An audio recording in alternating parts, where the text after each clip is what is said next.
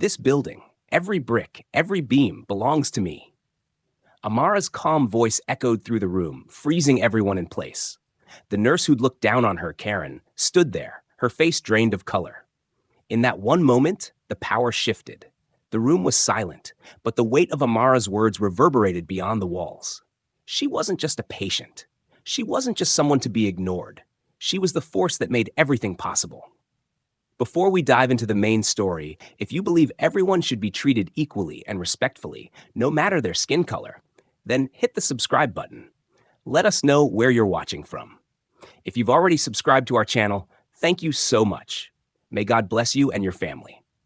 So now, without wasting any time, let's get into the main story. The sun was just rising over the city skyline. Warm light spilled through the tall glass windows of St. Clair Medical Center, one of the most advanced private hospitals in the country. The halls were quiet, clean, and cool, everything running like a well-oiled machine. In room 803, a woman lay back on a hospital bed, calm and still. Her name was Amara Johnson. She looked elegant, even in a hospital gown. Her natural curls framed a strong, graceful face. At 45, Amara was the kind of woman who didn't need to say much to command respect. But today, she wasn't using her real name. She had checked in under an alias, Maya Green. Just a minor procedure, nothing serious. Still, Amara didn't want the attention that came with her real name. Most people didn't know it, but she was the owner of the very building the hospital stood in. She had bought it years ago through her real estate company.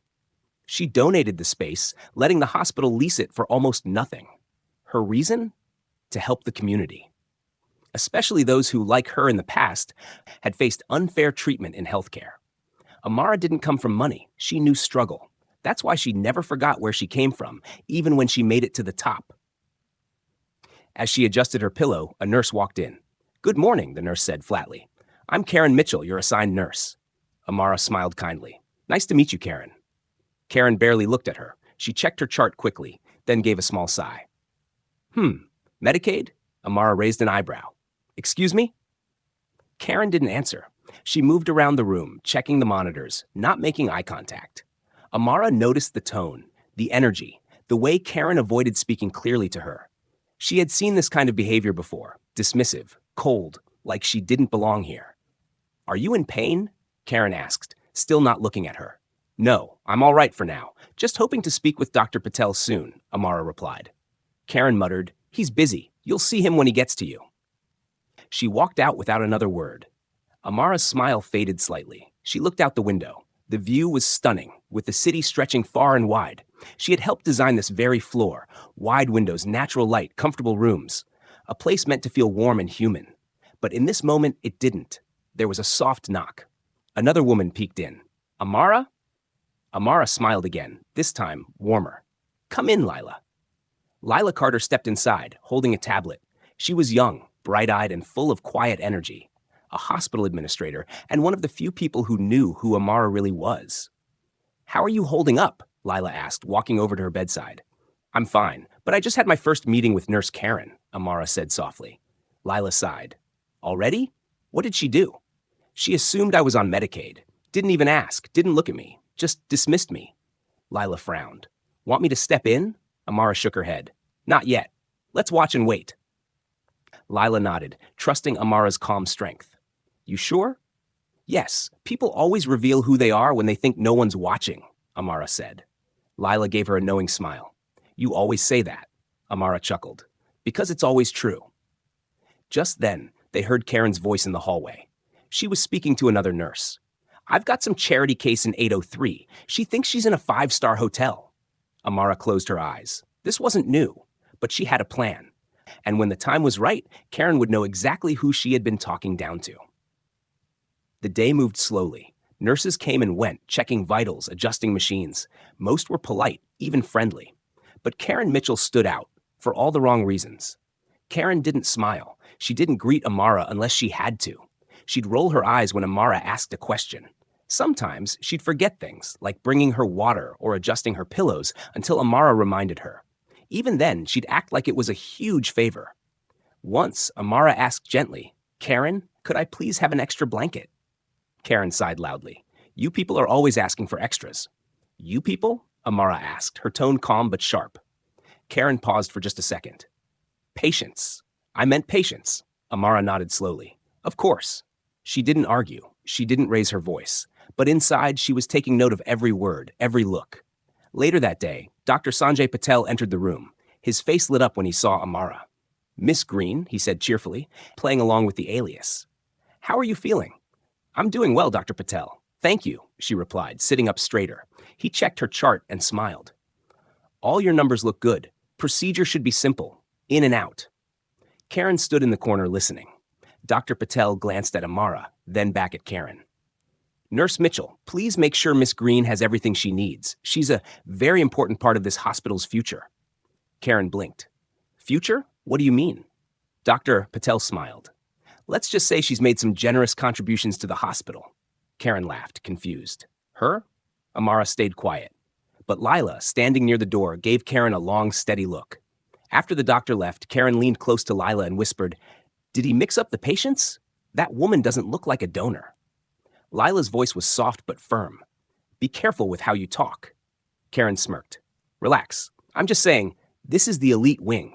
We don't usually get her type here. Lila stepped closer, voice cooler now. And what exactly is her type? Karen shrugged. You know, the kind that doesn't belong. Amara heard every word. She looked out the window, pretending not to notice. But inside, a storm was building. That evening, as the sun set, Amara pulled out her phone and opened her notes app. She began typing quietly, ignored basic requests, made racial comment, you people, disrespected patient status, publicly questioned Dr. Patel's words, assumed I didn't belong, Rond. She saved the list. Then she put her phone down, closed her eyes, and took a slow breath. She had dealt with worse. But this felt personal, not just for her, but for every black woman who had ever been judged by the color of her skin before a single word was spoken. Outside the room, Karen walked past two janitors chatting in the hallway. They paused as she passed. That's the nurse from 803, one whispered. And the one who snapped at Miss Green? Yeah, words getting around? Karen didn't hear them. She had no idea that eyes were beginning to watch her, that people were starting to notice the things she thought no one would see.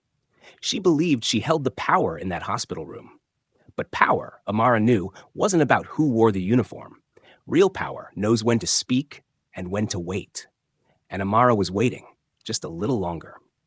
The next morning, the hospital buzzed with quiet activity. Nurses hurried through the halls. Phones rang softly behind the front desk.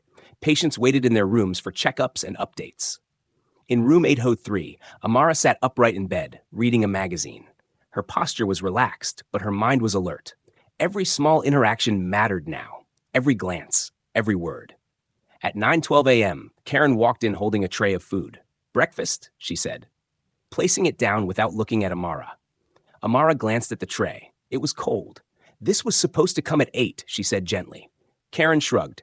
Kitchen was behind, you'll live. She turned and walked out without another word. A few minutes later, a young nurse named Emily peeked in. Hi, Miss Green, she said softly. May I check your vitals? Amara smiled. Of course, Emily. Thank you. Emily moved with kindness. She adjusted Amara's pillow and made light conversation. Sorry about breakfast, she added. I saw your tray sitting out for a while. Amara raised an eyebrow. It was ready earlier? Yeah, I told Nurse Mitchell, but... Emily trailed off. Maybe she got distracted.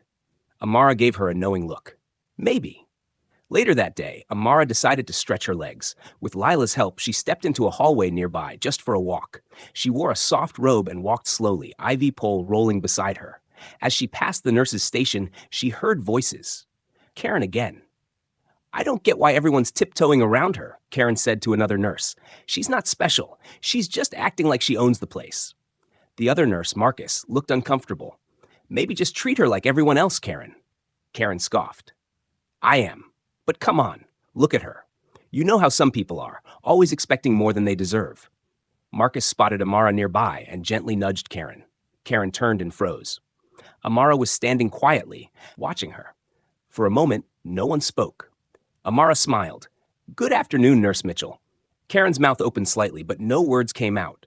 Amara continued, her voice calm. I believe Dr. Patel wanted to see me this afternoon. Could you let him know I'm ready when he is? Karen swallowed. Of course. She turned quickly, walking away without a word. Marcus glanced at Amara, embarrassed. I'm sorry you had to hear that, ma'am. It's all right, Amara said. Sometimes it's good to hear what people really think. That evening, back in her room, Lila arrived with a tablet and some files. I've had 3 staff members come to me today, she said, all concerned about Karen. Amara nodded. Keep the reports. Don't act yet. Lila frowned. You sure? This is enough to go to HR now. I want the pattern to be clear. I want the board to see it without any doubt. You really think the board will care? Amara smiled slowly.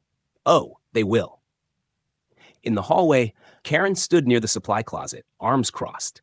She was tense, annoyed. She heard me, she muttered to herself. So what? That woman's just trying to act important. But doubt had started to creep in. Why had Dr. Patel spoken so highly of her? Why were other staff suddenly treating Amara like someone important? Karen couldn't put her finger on it, but something didn't add up. And deep down, she felt it. A shift in the air, like a storm building on the horizon. Amara sat by her window that night, lights of the city twinkling below. She sipped tea, feeling stronger. She had the truth on her side. And truth, like power, always rises, no matter how hard some try to bury it. The next morning began quietly. A soft rain tapped against the hospital windows. In room 803, Amara sat dressed in a light cardigan and soft pants instead of her gown. She looked stronger now, more alert, more ready. Her phone buzzed. Text from Lila. Board meeting at 3 p.m. in the atrium. Dr. Patel will mention you as a special guest. Everything's set. Amara replied with a simple, thank you. I'll be there. Down the hallway, Karen leaned against the counter, scrolling on her phone. Her shift had been slow, and she liked it that way. Fewer patients meant less work and fewer people to impress. Marcus walked by and paused. Hey, he said, you might want to be careful around 803. Karen looked up, annoyed. What now? I'm just saying, people are watching. Word is, something big's coming. Karen narrowed her eyes. She complained, didn't she? Marcus didn't answer. He just gave her a tight smile and walked away. Karen stared after him, frustrated. Let them watch, she muttered. Meanwhile, Amara met quietly with Dr. Patel in his office. I wanted to thank you again, he said. Your help with the new patient wing means more than I can express. I'm happy to support this hospital, Amara said kindly. He chuckled. You've done more than support it. You've helped it stay alive. Half the board doesn't even realize how much. Amara smiled softly. They will today. At 2:45 p.m., the hospital's grand atrium began to fill with people. Doctors, nurses, administrators, and board members all gathered for the monthly meeting. Glass walls let sunlight pour in, even through the rain clouds. The space felt clean and formal. Amara arrived with Lila by her side. She walked slowly, but with confidence. Heads turned. Some people stared, confused, others curious. Dr. Patel stood at the front, smiling when he saw her. He tapped the microphone. Thank you, everyone. Before we begin, I'd like to introduce someone very special, a woman whose quiet support has meant everything to this hospital. Please welcome Miss Amara Johnson. Gasps filled the room. Karen, standing near the back, froze. Johnson? Her eyes widened. Amara stepped forward, microphone in hand. Her voice was calm, steady, powerful. Good afternoon, she began. I've been a silent partner in this hospital for many years. My company owns this building. Every floor, every wall, every room was a gift to this city. Whispers filled the space. Karen's face went pale. Amara continued. I checked in under an alias last week just to observe, to see how patients were treated, especially those who don't look wealthy or important. She paused. In room 803, I was treated with kindness by many, but one staff member, Karen Mitchell, made it clear she judged me based on how I looked, not who I was. Karen stepped forward, shaking. Miss Johnson, I didn't know. That's the problem, Amara said gently. You didn't care to know. Lila stepped forward and handed a file to Dr. Patel. It contained several complaints from other staff, Lila said, all about Nurse Mitchell, all showing a pattern. Karen looked around. Eyes were on her, not with pity, but with disappointment. She turned to Amara. Please, I didn't mean. Amara nodded slowly. I'm not here for revenge, Miss Mitchell. I believe in accountability and in growth. You will not be fired, but you will attend racial sensitivity training. You'll also do community service at our clinic in Eastside, where patients don't wear designer clothes, but they still deserve respect. The room was silent. Then, softly, a nurse clapped. Another joined. Soon, the room filled with applause, not just for the reveal, but for the grace in Amara's response. Karen stood frozen, tears forming. She wasn't just embarrassed, she was changed, or at least shaken enough to start. And Amara? She stood tall, not out of pride, but peace. Power, she said, isn't always loud. Sometimes it waits, sometimes it watches, but in the end, it always speaks. The atrium slowly emptied. Some staff looked stunned.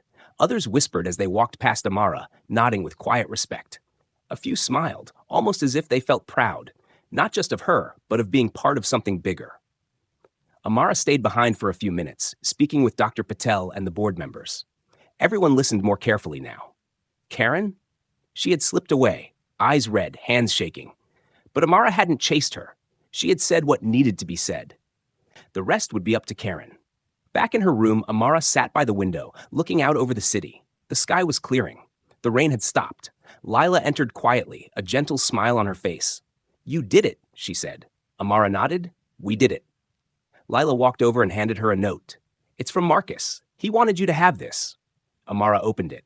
"Thank you for standing up when so many stay silent. People like me, we notice. We always notice. And we won't forget." Marcus Amara felt a quiet warmth in her chest.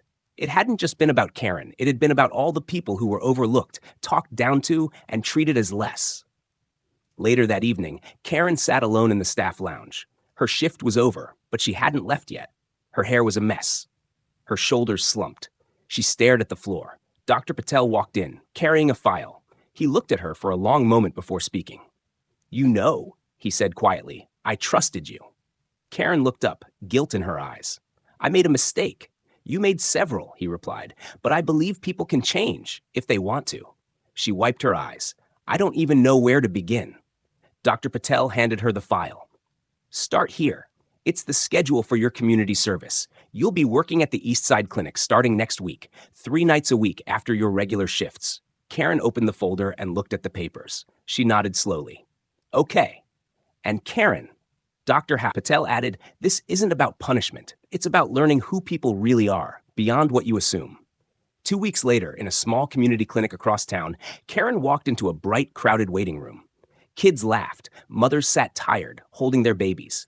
Older men waited patiently for checkups. It was loud. It was different. It was real.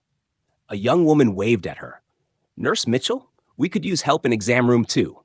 Karen nodded, "On my way." She moved faster than before. No complaints, no eye rolls, just action. In the hallway, a poster hung on the wall. "Healthcare is a right. Respect is a choice." Karen paused in front of it. She didn't smile. She didn't cry. She just stared for a long moment, then stepped inside the room. Back at the hospital, room 803 was empty now. Clean sheets, no bags, no flowers. Amara had been discharged that morning. Before she left, she asked Lila to do one last thing. The next week, in the hospital atrium, construction workers placed a plaque on the wall of a new space being built. It read, "The Amara Johnson Wing, dedicated to patients who are often unseen, unheard, and underestimated. You matter." Staff gathered and clapped. Even the janitor, who'd once been ignored by Karen, took a photo. Lila smiled as she watched from the side. Amara, now back in her penthouse office downtown, looked out over the skyline. Her phone rang. It was a call from the mayor's office, inviting her to speak at an upcoming healthcare equity summit. She accepted.